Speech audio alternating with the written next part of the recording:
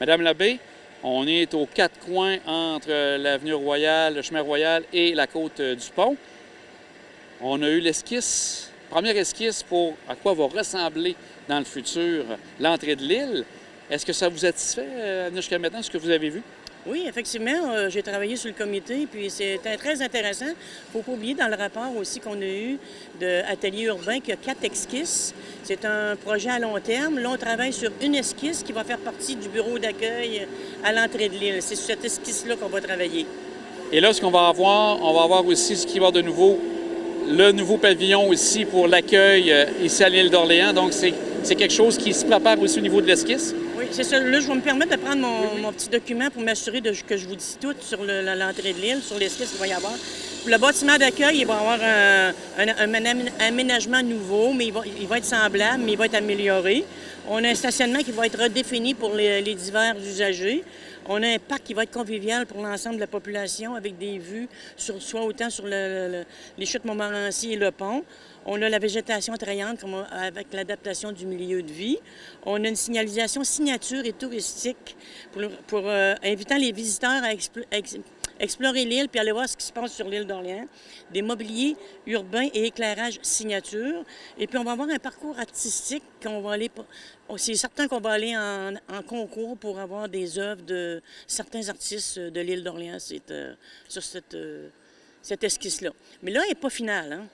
Il ne faut pas oublier que s'ils vont voir le projet sur le site web de la MRC, l'esquisse est là, mais il y a place à amélioration encore.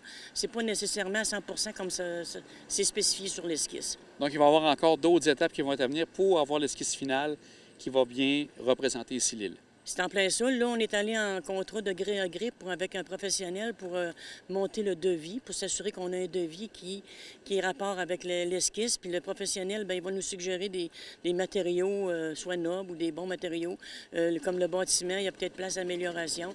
Fait qu'avec un professionnel, on va savoir également un approximatif du coût qu'il peut y avoir sur ce projet-là.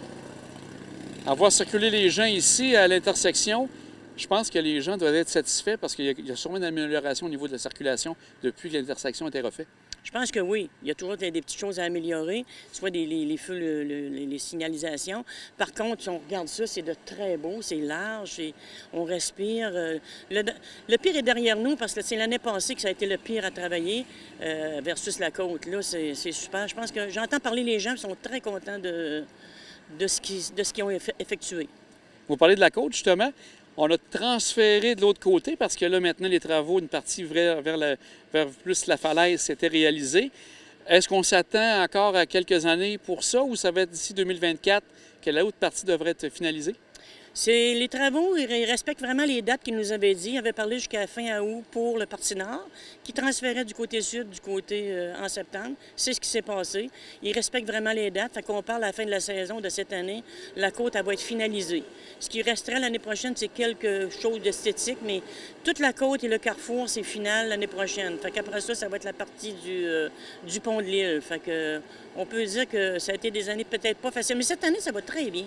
Honnêtement, là, tu as toujours une voie de circulation d'un bord ou de l'autre. C'est pas large, il faut faire attention, mais ça va bien.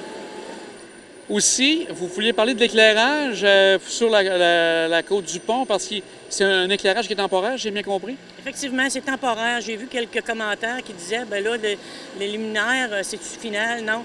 Les luminaires qu'il y a là, ils vont être remplacés par les mêmes luminaires qu'il va y avoir sur le pont de l'île.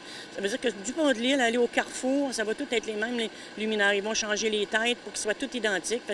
C'est temporaire, ces luminaires-là. Je vais prendre quelques moments avec vous aussi. Avec le début de l'année, à l'automne, on recommence les différents dossiers. Est-ce que vous avez du nouveau au niveau de tout ce qui touche la navette verte de ce côté-là? Oui, du côté de la navette verte, on a eu le rapport final. Le comité est encore à travailler dessus avant de le présenter au maire. Fait qu'on a encore quelques mois pour dire qu'on s'en va vers ça. Ça, c'est si ça se réalise, naturellement.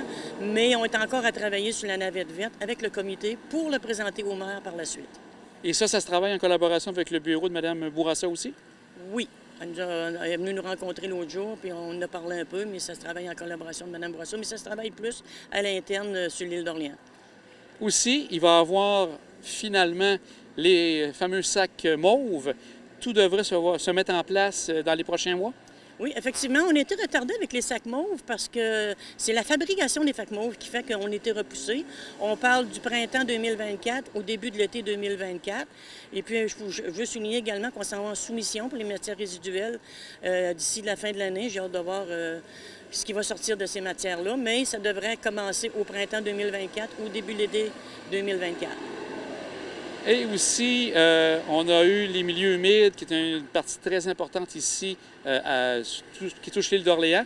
Le rapport est lancé, le PA, je vais vous laisser aller. PRMHH. Oui. Oui, effectivement, le gouvernement, le ministère de l'Environnement nous a retourné notre PRMHH avec des suggestions, des commentaires qu'on devrait améliorer, des choses qu'on devrait rajouter.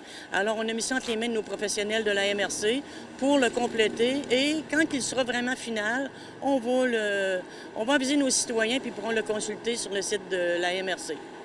Madame Labbé, on va vous souhaiter une belle rentrée d'automne. C'est déjà le moment où il y a beaucoup de projets qui vont être relancés ou lancés. Un bon automne à vous. Merci beaucoup. On recommence à travailler fort. Merci.